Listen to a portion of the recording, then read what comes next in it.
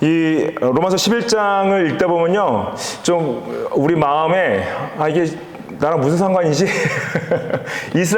이스라엘의 민족 이스라엘 안에 있는 영적 이스라엘 향한 하나님의 뜻과 계획을 사도 바울이 11장에 적고 있기 때문에 이방인인 우리로서 이스라엘 사람들이 뭐 어떻게 되건 말건 우리 약간 어떻게 보면 우리 일이 아니다 생각이 들 수 있긴 한데, 이 11장 특히 이 후반부 자체는요, 말세에 하나님께서 이스라엘 안에 하나님 택하신 족속들을 어떻게 구원하실지에 대한 계획을 담고 있는데, 그것이 결국에는 이방인들의 복음을 향한 믿음을 보면서 질투함으로 하나님께 돌아올 것이라고 계획을 드러내시고 있습니다.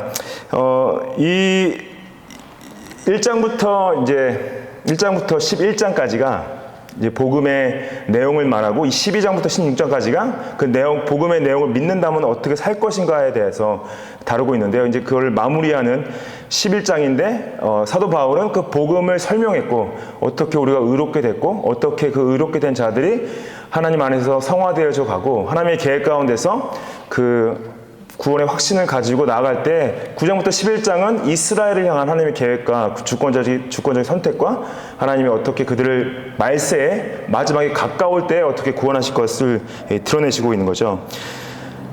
25절 말씀 보시면은, 형제들아 너희가 스스로 지있다 하면서 이 신비를 너희가 모르기를 내가 원하지 아니하노니, 이 신비는 이방인의 충만한 수가 들어오기까지 이스라엘의 덜어는 우둔하게 된 것이라. 그래서 이 형제들아 라는 표현이 좀 그냥 저희가 항상 바울이 쓰는 표현이기 때문에 별거 아닌 것처럼 느낄 수 있지만, 이 형제들아를 사도 바울이 가장 처음 들은 게 언제인지 아십니까?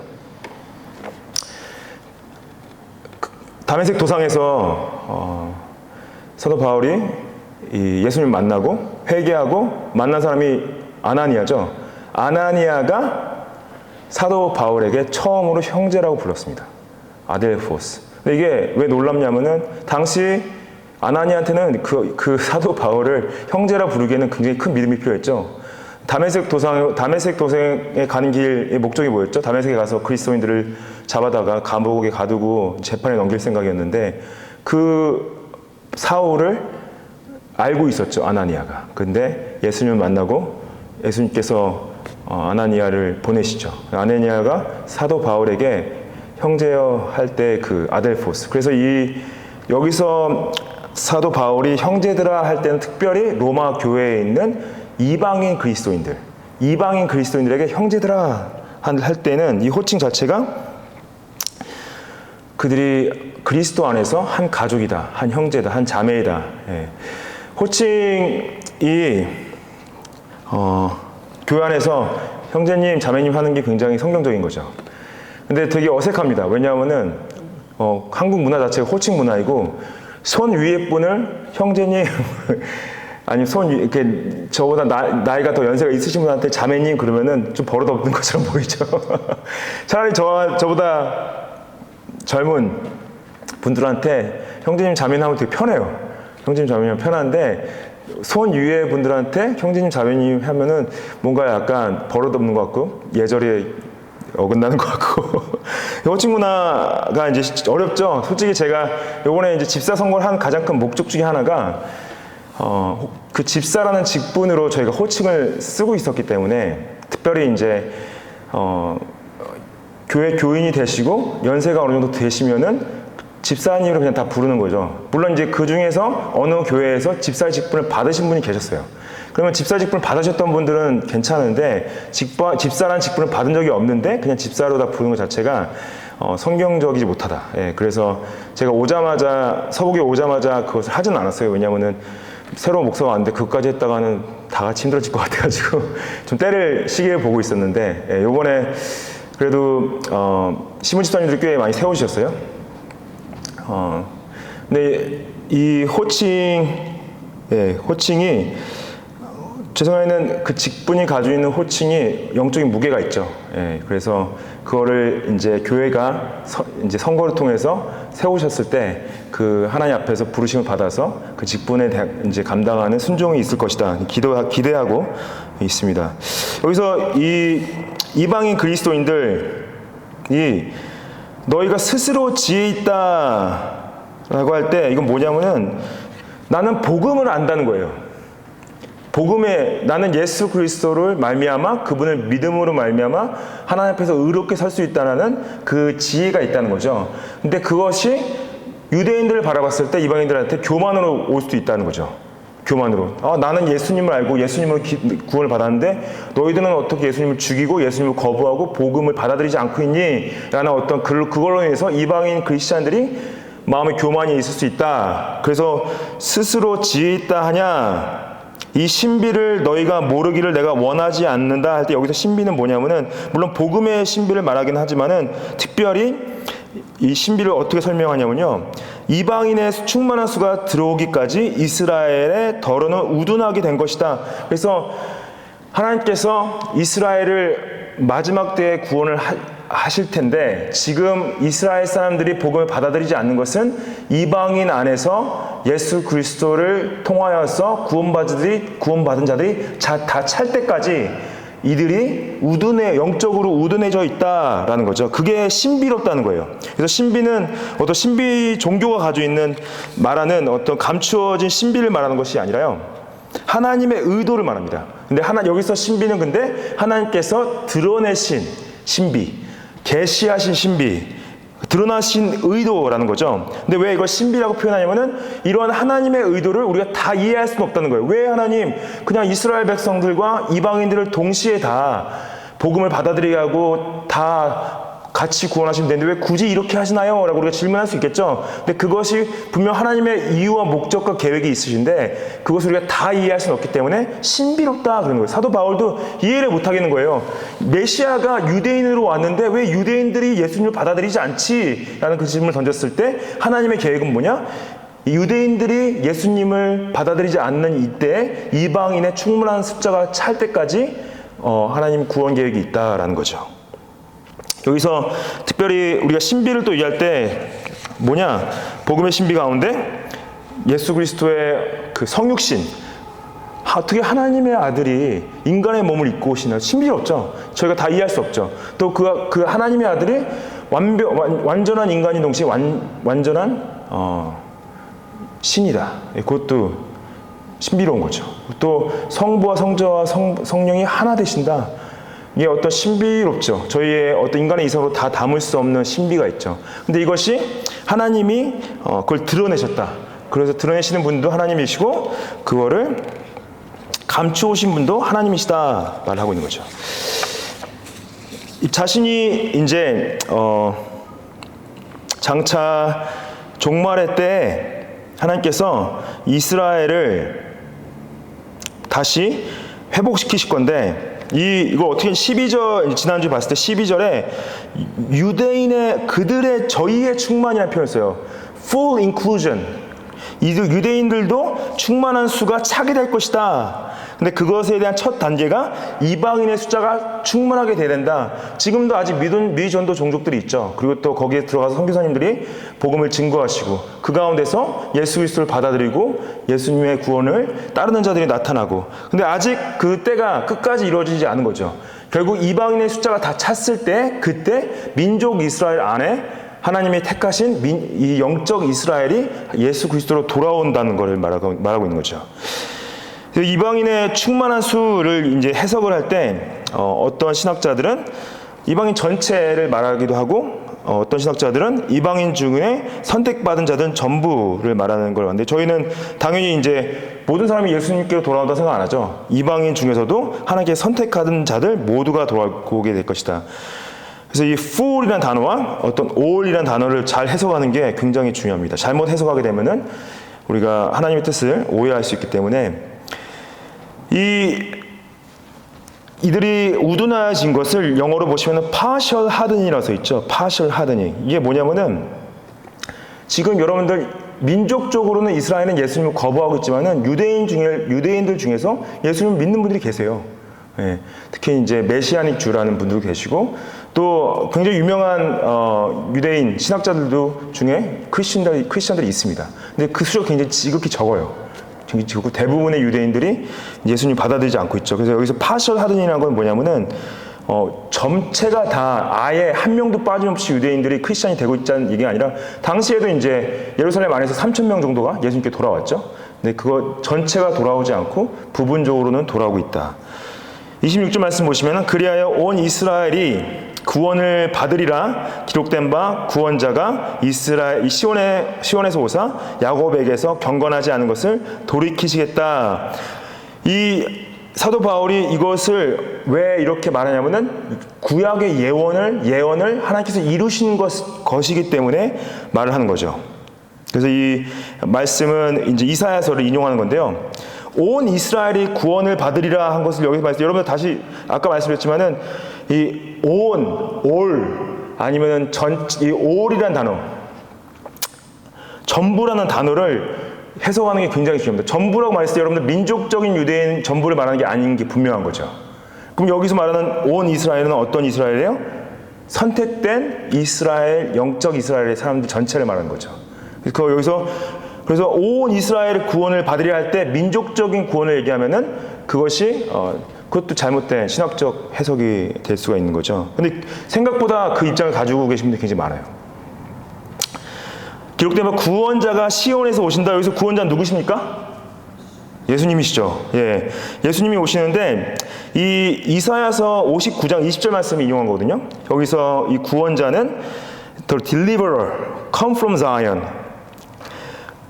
구속자, 여기서 이사야서는 구속자가 되어 있어요. 리디머라고 되어 있어요.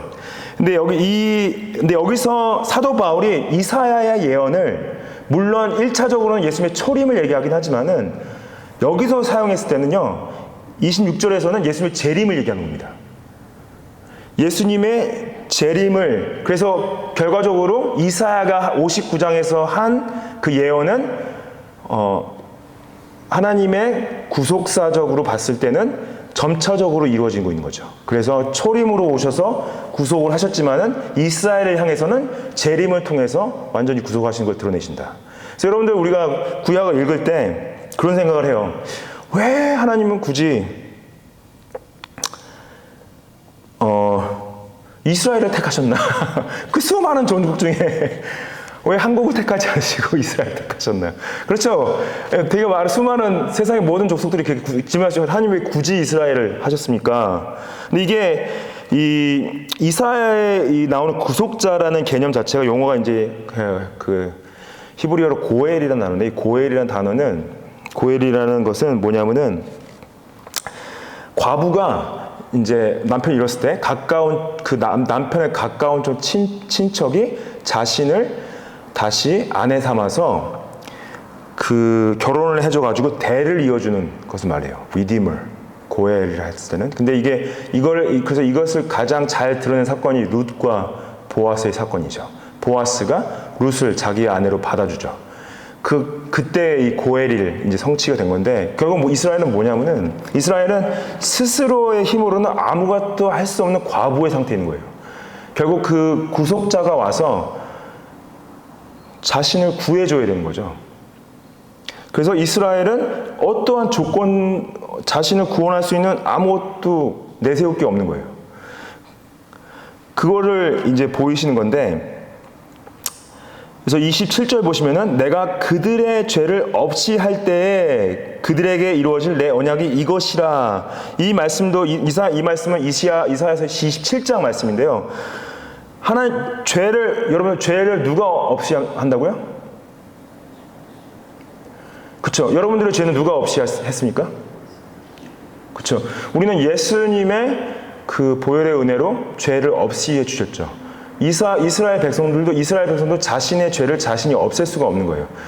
오해했죠. 자신들이 율법을 지키면은 그 죄에 대한 문제가 해결된다고 생각했는데 오해하고 있던 거죠. 지금도 그렇게 생각하고 있는 거예요. 지금도 율법을 지키면은 하나님 앞에서 의롭다 생각하고 있는 거죠. 근데 메시아는 뭐예요? 아니다. 너희들 자신의 그 어떤 것도 너희 자신의 죄를 없이 할 수 없다. 하나님이 그들의 죄를 없이 할 때 여기서 이루어질 언약은 이것이다. 그래서 하나님께서 이스라엘 회복을 하시는 것은 민족 이스라엘 안에 영적 이스라엘을 회복하시는 것은 하나님의 언약을 기반으로 두고 있습니다. 근데 여러분들 하나님이 약속을 지키실까요? 안 지키실까요? 예, 하나님은 자신이 한 약속은 무조건 지키시죠. 절대적으로 지키시는 분이시죠. 예. 그렇기 때문에 분명히 이방인의 숫자가 차게 되면은 그때 민족 이스라엘 안에 큰 부흥이 올 것입니다. 예수님께로 돌아오는 수많은 이스라엘 백성들이 생기고 이스라엘 안에서 엄청난 핍박이 일어나겠죠. 갑자기 많은 숫자의 크리스찬들이 생기니까 감옥에 가두고 죽이고 하겠죠. 28절 말씀 보시면은 복음으로 하면 그들이 너로 말미암아 원수된 자요 택하심으로 하면 조상들로 말미암아 사랑을 입은 자다. 이 언약을 설명할 때 뭐냐면은 이방인들은 복음으로 말미암아 새 언약으로 말미암아 구원을 받았죠. 근데 유대인들은 새 언약으로는 구원을 받지 못했기 때문에 우리한테는 원수된 자들인 거죠. 근데 택하심은 뭐냐면은 언약을 이들은 구약에서 하나님께서 그들의 조상들에게 언약을 주신 거예요. 택하심으로 말미암아. 그래서 아브라함과 이삭과 야곱과 모세와 다윗과 하나님께서 자신의 언약을 계속 주시고 약속을 지키시고 해왔죠. 그래서 이스라엘에 아직도 소망이 있는 이유는 뭐냐?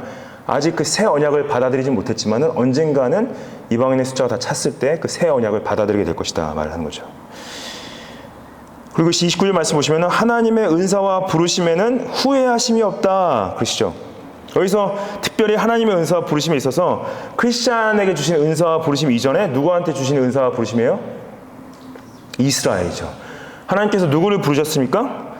아브라함을 불러내셨죠. 갈대아 우르에서 불러내셨어요. 그리고 또 모세를 불러내셨죠.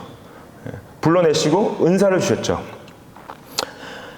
근데 은사는 뭐냐면 내세울 수 있는 공적이 전혀 없음에도 하나님께서 은혜와 호의를 보내신 것을 은사라고 말하고, 부르심은 뭐냐면은 결국에는 하나님께서 자신의 구원으로 초대하신 거다. 예수 그리스도가 밖에 나가서 모든 사람 잔치에 초대하라 했던 것처럼 그 부르심을 말하는 거죠. 이 은사와 부르심에는 후회함이 없이 할 때 특별히 우리가 또 생각해야 될 것은 뭐냐? 그리스도 안에서 하나님께서 우리를 부르시고 우리에게 주신 은사에도 후회가 없으시다는 거예요. 제가 지난주 주일날 디모데후서 1장 말씀 드리면서 사도 바울이 디모데에게 은사에 불을 지펴라, fan into flame. 왜 그런 표현을 썼을까 생각해보면 디모데 안에 하나님께서 주신 은사가 있었어요. 근데 그게 본인이 너무 주눅이 드니까 사용하지를 못하게 되는 거예요. 근데 불을 지피라는 거죠. 그것을 사용해라, 행하라, 순종하라, 불을 지펴라, 함께 불을 지키고 기도하라, 선포하라 했을 때 그 디모데 안에 있는 은사를 사용하신다 말하는 거였죠. 여러분들, 우리에게도 이게 뭐냐면 결국에는 이스라엘은 이 하나님의 부르심과 은사에 대한 특권을 알고 있었지만은 그 특권을 제대로 사용하지 못했던 거예요. 근데 동일하게 여러분들, 이스라엘이 잘못한 그 실수를 크리스찬들이 동일하게 또 반복할 수가 있습니다. 우리 안에 있는 그 부르심과 은사에 대한 특권이 있는데 그 특권을 사용하지 못하는 거예요. 그게 좀 억울할 수 있죠. 그 특권을 누리지 못하기 때문에 오는 함정이 있다는 거죠. 근데 그럼에도 불구하고 하나님께서 후회하지 않는다고 말씀하세요. 이 후회하지 않는 표현이 굉장히 중요한데, 창세기에 보면 여러분들 아시죠? 하나님께서 후회하신 사건이 나옵니다. 언제 후회하셨나요? 첫 번째로는 노아의 때를 보시면서 그때 죄악이 세상에 너무 가득하니까 하나님께서 아이고 내가 괜히 애들 만들어가지고 후회하셨다고 그래요. 여기서는 한탄하사 근심하셨다고 그러는데 영어로 보면은 regretted. 이게 뭐냐? 너무 죄악을 범하니까 후회하셨다는데 여기서 근데 후회하셨다는 표현을 쓰죠. 그리고 또 나중에 민수기 가면은 발람이나 선지자가 나쁜 선지자예요. 근데 나쁜 선지자인데 하나님에 대해서 정확하게 표현하는 것이 있는데 뭐냐면은 하나님은 사람이 아니시니 거짓말을 하지 않으시고 인생이 아니시니 후회가 없으시다 그래요. 하나님은 후회가 없으시다. 근데 여기 보면 좀 약간 말이 어폐가 있죠. 창세기에서는 하나님이 후회하셨다고 말하고 어떻게 민수기에서는 후회가 없다고 말씀하시냐. 또 여러분들 또 가장 유명한 사건이 뭡니까? 하나님께서 사울 왕을 세우신 것을 후회하시는 표현을 쓰시죠. 사무엘상 15절 말씀 보면은 내가 사울을 왕으로 세운 것을 후회한다 이렇게 표현하세요. 하나님이 후회하신다? 라는 표현을 썼을 때 이게 결국 뭐냐면 제가 이제 예전에도 한번 하나님의 뜻에 대해서 세 단계로 이제 설명드린 적이 있는데 자주 설명을 드리긴 하는데 하나님의 작정적인 뜻이 있어요. 주권적인 뜻, 그러니까 will of decree. 그건 절대 주권적인 뜻은 아무도 바꿀 수 없는 것이 있습니다. 예. 창세전부터 계시록 마지막까지 드러난 하나님의 그 작정적인 뜻은 그 누구도 바꿀 수가 없어요. 그 다음에 두 번째 우리가 보는 거는 하나님의 도덕적인 뜻이 있죠. 근데 그건 하나님의 도덕적인 뜻은 인간이 항상 깨요. 십계명을 하나님 도덕적인 뜻으로 주셨는데 우리가 항상 십계명을 깨요. 세 번째 개혁 신학자들이 말하는 하나님의 뜻은 하나님의 성향적인 뜻이라는 게 있어요. 성향적인 뜻이 뭐냐면 하나님의 태도예요. 하나님은 심판하는 걸 기뻐하지 않아야 하신다. 예. 하나님은 모든 사람이 구원받길 원하신다. 그런 표현을 쓸 때 하나님께서 모든 사람이 구원받길 원하신다는 것은 모든 사람을 구원하시는 것이 작정적인 뜻이면요, 그걸 아무도 바꿀 수가 없어요. 모든 사람을 구원하실 거예요. 근데 하나님 모든 사람이 구원받길 원하신다 할 때는 성향적인 뜻을 말합니다. 여기서 하나님이 후회하시는 건 뭐냐면 하나님의 성향은 뭐냐면은 죄된 인간의 모습을 봤을 때 그것이 너무 안타깝고 괴롭고 슬퍼서 그래서 후회한다는 표현을 쓰시는 거지 하나님의 마음을 바꾸신다는 게 아니에요. 그걸 신학자들이 뭐냐면 하나님의 불변성이라고 말합니다. 영어로 immutability. 하나님은 불변하신다. 하나님 불변하시는 건 뭐냐면은 지난주에도 제가 말씀드렸지만은 하나님은 항상 플랜 A로 가시죠. 하나님한테는 플랜 B가 없어요. 이거 내가 잘못했네? 실수했네? 계획을 바꾸거나 계획을 트시는 분이 아니세요. 하나님은 항상 플랜 A세요. 그게 하나님의 불변성을 말합니다. 그래서 하나님이 후회한다는 표현을 하나님이 마음을 바꾸셨네라고 생각하시면 안 돼요. 하나님의 성향적인 뜻을 말하는 건데 특별히 죄된 인간의 모습을 봤을 때 안타까워하시는 거죠. 안타까워하시는 거죠. 여러분들이 자녀분들 바라보실 때랑 똑같은 거예요. 자녀분들이 항상 기대치만큼 물론 이제 기대치가 낮을 수도 있겠지만 물론 이제 다들 제 생각에는 대부분 생각하셨던 것보다 더 다 잘하셨는데 그런 거 있잖아요. 이렇게 좀 어렸을 때 이제 못나게 굴면은 안타깝고 자녀지만은 좀 속상하고 어쨌든 좀 미울 수도 있죠. 그렇다고 해서 자녀분들 사랑하지 않는 건 아니잖아요. 하나님께서 우리를 향해 똑같은 마음을 가지고 계시는 거죠. 우리를 부르시고 은사를 주신 것에 후회하지 않는다 할 때는 우리가 항상 여러분들 우리도 불순종한다는 거죠. 30절 말씀 보십시오. 30절 말씀 보면은 너희가 전에는 하나님께 순종하지 아니하더니 이스라엘이 순종하지 아니면 이제는 긍휼을 입었는지나 뭐냐면은 이 사도 바울이 이방인들에게 너희도 예수님을 만나기 전에는 지금의 이스라엘처럼 하나님을 모르고 하나님을 대적하는 사단의 왕국 가운데 사는 불순종하는 사람들이었다라는 거예요. 근데 지금 이스라엘이 순종하지 않기 때문에 너희들이 하나님의 긍휼하심, 하나님의 자비를 받은 것이다 라는 거죠. 그래서 이 사도 바울이 말하는 건 지금 이방인들 중에 예수님을 믿고 따르는 것은 순종한 자들이다 라는 거예요. 근데 여러분들 예수님께 순종하고 계십니까? 순종하지 않았던 우리를 은혜로 구원하셨다면은 그 구원의 은혜로 말미암아 순종의 열매를 맺어야 된다는 거죠. 근데 가장 큰 문제는 그리스도인으로 부르심을 받은 분들이 순종하지 않는 거예요. 복음에 붙잡혀서 마음이 뒤집어져가지고 예수님 없이는 살 수 없게 돼야 되는데 예수님 없이도 살 수 있고 자기 능력과 자기 의지와 예수님 뜻과 상관없이 불순종하면서도 크리스찬처럼 살아간다는 거죠.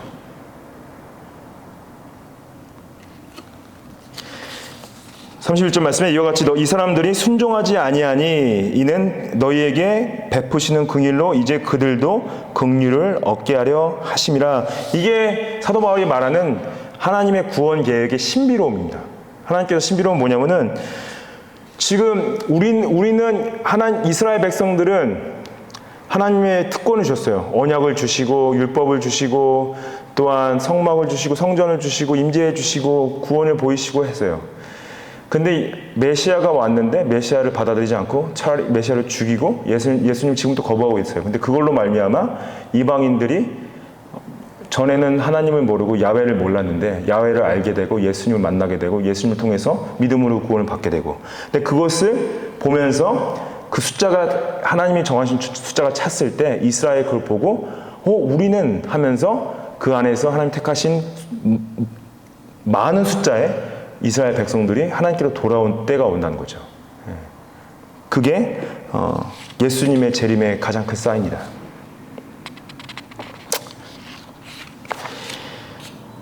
32절 말씀, 하나님이 모든 사람을 순종하지 아니하는 가운데 두심은 모든 사람에게 긍휼을 베풀려 하심이라. 이것도 이제 이 모든이라는 단어가 해석이 굉장히 중요하죠.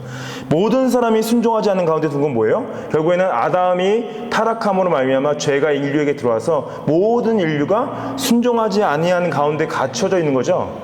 그 가운데서 하나님께서 예수 그리스도로 말미암아 긍휼을 베푸셔가지고 하나님께로 돌아오게 하시는 은혜를 베푸시는데, 여기서 오해하는 건 뭐냐면은 모든 사람을 순종하지 아니한 가운데 두셔서 모든 사람을 긍휼을 베풀려 하신다면 그럼 모든 사람을 구원하신다는 거예요?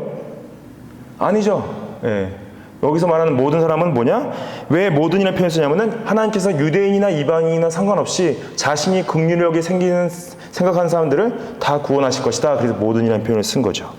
예. 근데 이거를 근데 여기서 말하는 모든 사람은 인류의 모든 사람 말한다. 그러면 그것이 이제 만인 구제설, 만인 구원설 이단이 되어 버리는 거죠. 자, 이게 33절부터 36절이 사도 바울이 9장부터 11장까지 말했던 이스라엘에 관한 하나님의 주권적인 계획을 생각하면서 너무 놀랍고 신비로워가지고 하나님 찬양하는 찬양의 표현입니다. 어떻게 보면 이 9장부터 11장이 결론적인 부분이고 1장부터 11장까지의 결론적인 부분인데 이렇게 설명하죠. 33절 말씀에 깊도다 그래요. 하나님의 지혜와 지식에 풍성하며 그의 판단은 헤아리지 못할 것이며 그의 길은 찾지 못할 것이다. 하나님의 지혜와 지식이 너무 크고 우리 인간의 머리는 다 담을 수가 없고 그 판단과 그 길은 우리가 헤아릴 수가 없고 찾지 못한다. 너무나 하나님께서 이스라엘을 향해 이방인을 향해 가지고 계시고 구원 계획이 너무나 크고 너무나 놀랍고 신비로워서 그냥 감탄이 나오는 거예요. Oh, the depth of riches, wisdom, knowledge of God, how unsearchable, how inscrutable. 너무 이렇게 좀 어쩔 줄 몰라 하면서 찬양하고 있는 거죠. 여러분들, 하나님의 지혜와 지식은 인간이 다 알 수가 없습니다. 하나님의 전지성, omniscience, 그분의 지혜, 그 지식을 적용하는 그 능력, 그 지혜는 아무도 따라갈 수가 없는 거죠. 여러분 놀라운 게 뭐냐면요. 사단이 하와를 어떻게 유혹했습니까? 저걸 먹으면은 하나님처럼 되는데 선과 악을 알게 된다 그래요. 그러니까 하나님처럼 알게 된다는 거예요. 근데 여러분들 우리 인간의 속성이 뭐냐면요. 하나님처럼 알기 원해요. 근데 놀랍죠? 이 인터넷이 생겨나고 지금 AI로 나가는 게 결국 뭐냐면요. 인간으로서 신처럼 알기 원하는 거예요. 모든 정보를 다 액세스할 수 있고 이제는 모든 지식을 적용할 수 있는 것까지. 그러니까 우리가 당연히 우리 지식을 알아가고 지혜를 쌓아가는 것은 하나님 기뻐하신 일이죠. 근데 마치 자신이 신이 된 것처럼 하나님이 된 것처럼 오해하는 것은 정말로 바보 같은 짓인 거죠. 하나님이 될 수 없습니다. 우리는 인간은 하나님이 될 수가 없습니다. 그래서 하나님의 판단은 하나님의 심판을 통한 정죄라기보다는요, 하나님께서 인간의 삶 가운데서 결정해 주시는 섭리적인 결정들 얘기해요. 여러분들 살아오시면서 딱 갈림길에 섰을 때 어디를 택해야 될지 몰랐을 때 가게 된 기억이 있죠. 한쪽으로. 근데 돌아봤을 때 내가 잘못 결정했나 후회한 적도 있고 아니면 그건 좋은 결정이었다 생각한 적이 있죠. 근데 그게 결국에는 하나님께서 우리를 인도하시는 가운데 하나님의 그 결정들을 우리가 따라왔다는 거죠. 잘못된 결정마저도 하나님의 구원 계획 가운데 있었다. 근데 그거를 그의 길이라고 얘기하죠. His ways. 그 하나님이 자신의 백성을 구원해 가시는 그 섭리적인 행위, 그거를 그의 길이라 말하는 거죠. 여러분들 지금 제가 그래서 멜번 서부교회 만나는 분들한테 지금 여기 앉아 계시고 여기 이 교회에 오신 것은 하나님의 섭리적인 그 주권적인 계획 가운데 지금 이때 멜번 서부 지역에 멜번 서부교회를 다니신 것이 하나님의 완벽한 계획 가운데 있으신 거기 때문에 그 주권적인 계획 가운데서 우리가 순종하면서 우리가 할 수 있는 최대한의 신실한 순종을 해나가야 된다는 거죠. 그 정말로 저기 교회, 저기 지역, 저기 도시 비교하기 시작하면 한도 끝도 없어요. 저는 여러분들 세상에 멜번 서부교회보다 더 좋은 게 많습니다. 손석훈 목사보다 설교 잘하시는 분들 많습니다. 우리가 근데 결국 뭐냐? 여기 이때 이 시간에 부르셨다면 순종하고 하나님께 나아가야 된다는 거죠. 34절 말씀에 누가 주의 마음을 알았느냐? 누가 그의 모사가 되었느냐? Who has known the mind of God? 이 말씀은요, 이사야서 40장 13절 말씀을 갖다가 인용한 건데, 여러분들, 하나님의 마음을 알 수 있는 자가 있을까요? 없을까요? 여기서 사도 바울이 표현한 것은 하나님의 마음을 다 알 수 없다고 말한 것은 이스라엘을 향한 하나님의 주권적인 구원 계획을 다 알 수 없다는 마음을 표현한 거지만은, 여러분들, 우리가 하나님의 마음을 갖기 원하는 거죠. 그리고 우리가 하나님을 가르치려는 것이 아니라 하나님이 우리를 가르치셔야 되는 거죠. 하나님의 마음은 뭡니까? 하나님의 마음은 하나님을 사랑하고 우리 이웃을 사랑하고 주님이 명령하신 그것을 가르쳐서 지키게 하는.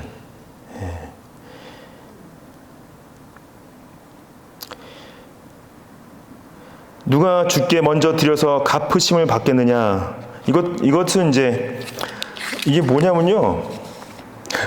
이 욥기 41장 11절을 인용한 건데 욥에게 하나님께서 이렇게 말씀하세요. 누가 먼저 내게 주고 나로 하여금 갚게 하겠느냐? 온 천하에 있는 것이 다 내 것이다 그래요. 누가 하나님께서 다 이거 내 거야. 누가 나한테 뭘 주겠니? 그래요. 이게 뭐냐면 이 로마서 11장 35절은 사도 바울이 약간 주님께 누가 뇌물 드릴 수 있겠냐 그렇게 표현하는 거예요. 누가 뇌물을 드리겠냐 그러는 거예요. 하나님께 잘 보이려고 뭘 드릴 수 있겠느냐 이게 뭐냐면요, 율법주의를 말하는 거예요. 율법주의. 하나님, 내가 이거 하나님께 드리지 않았습니까? 하나님, 내가 이거 하나님께 해드리지 않았습니까? 내가 이 정도 했으면은 나한테 이 정도는 해줘야 되지 않습니까? 하나님, 나한테 빚졌습니다 라는 것이 율법주의죠. 이게 딱 그거예요. 하나님께서 누가 먼저 하나님께 드려서 자신의 빚을 갚겠습니까? 그럴 수 있는 존재가 아무도 없다는 것, 다 하나님 것이고요. 우리의 그 어떤 행위나 우리가 얼마나 갖다 바쳐도요, 하나님 앞에서 우리가 그분을 빚지게 만들 수가 없습니다. 우리는 모든 것이 하나님의 것이고, He owes me anything. He owes me nothing. 하나님은 우리에게 빚진 분이 아니세요. 때로 그런 분들이 계세요. 내가 진짜 이 정도 하나님 이렇게 따라왔는데 하나님 어떻게 나한테 이렇게 하실 수가 있나요? 저도 죄송한 마음이 들어요. 와, 하나님 진짜 제가 보기에도 정말 열심히 섬겨 오셨고 정말로 순수하게 정말 교회에서 정말 많은 것들을 해오셨는데 어떻게 하나님 이렇게 힘든 일을 주실 수가 있나요? 이해할 수가 없죠. 근데 약간 그것이 하나님께서 인과응보적으로 하나님의 은혜를 보이시지 않는다. 왜냐하면 그렇게 인과응보적으로 됐을 때는 결국에는 예수 그리스도의 은혜가 더 이상 아니라 우리 율법주의가 되어버리기 때문에 정말 여러분들 열심히 섬겨도 힘든 일 생길 수 있습니다. 어려운 일 생길 수 있고 억울한 일 당하실 수 있죠. 하지만은 우리는 예수 그리스도가 계시고 하나님이 나와 함께 하시기 때문에 모든 것을 이뤄도 감사할 수 있는 거죠. 제가 이 36절 말씀이 영어로 이 찬양이 있어요. For from him and through him and to him are all things. 이게 한국말로는 번역이 안 되는데 제가 이 찬양 굉장히 좋아하는데 말씀을 이 36절 말씀 굉장히 좋아합니다. 하나님께로부터 왔고 하나님으로 말미암았고 하나님께로 돌아간다. 이 표현. 그래서 여러분들 우리 모두가 다 주님으로부터 왔고 주님이 나를 이끌어 가고 계시고 주님께로 돌아간다. 그게 우리 존재의 가장 큰 진리 아닙니까? 하나님께서 만물의 기원이 되시고 하나님께서 만물의 주관자가 되시고 하나님께서 만물의 목적과 목표가 되신다.